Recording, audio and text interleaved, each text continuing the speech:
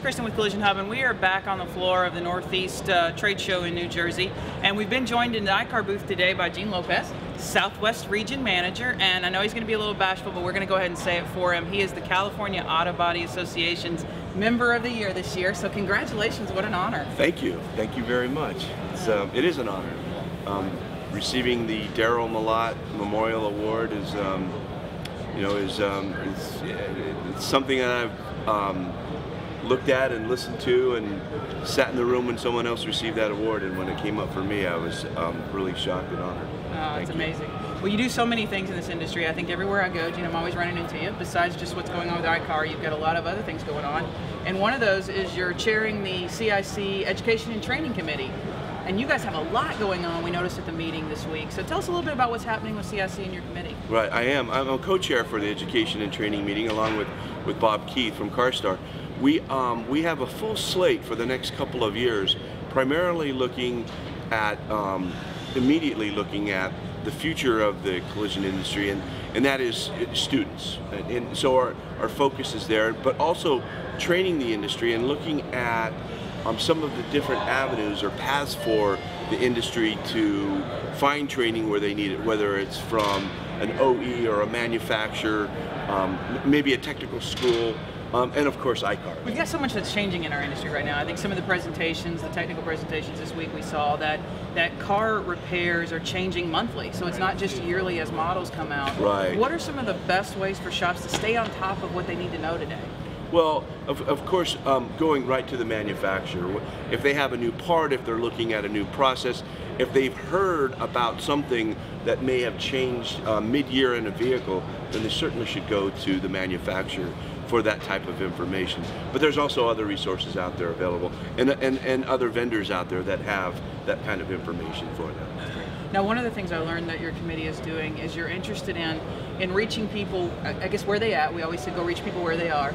And you're looking at training in different languages, but specifically adding some Spanish training too. Right. We're all aware of the Spanish and Latino, not Spanish, but Latino and Hispanic culture that is gaining some force. I mean, it's becoming larger and larger, and it's, not specific to our industry, but our industry is seeing an impact of a lot of non-English speaking, particularly Spanish speaking technicians, and so there has been a call for some training in Spanish, and so along with the NABC and the in-language initiative that they're putting on, the Training and Education, or the Education and Training Committee, is also looking at different methods for bringing Spanish to that community, but also perhaps looking to them for some insight on how the community can get involved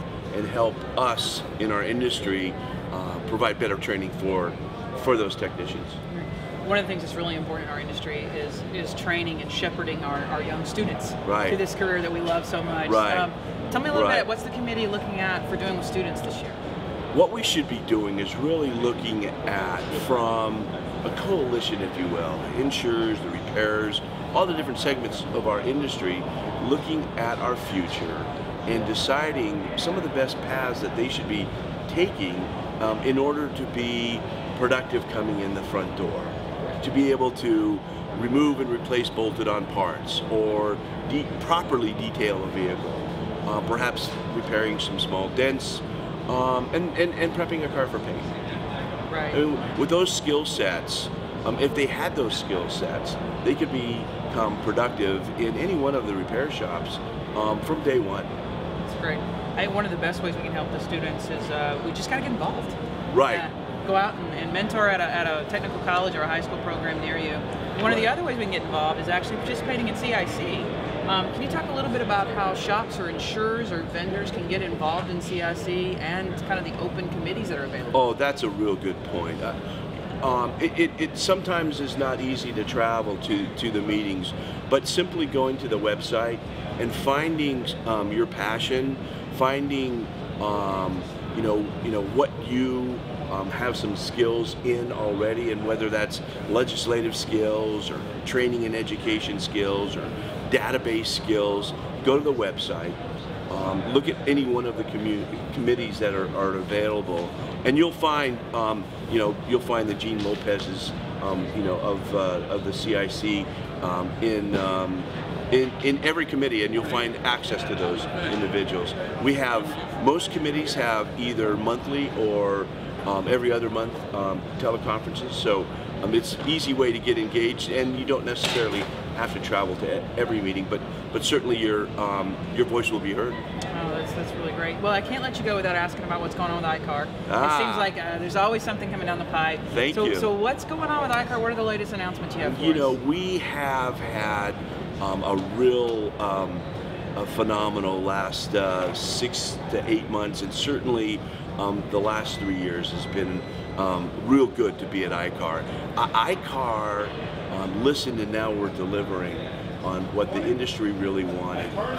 We have now fully in place our professional development program.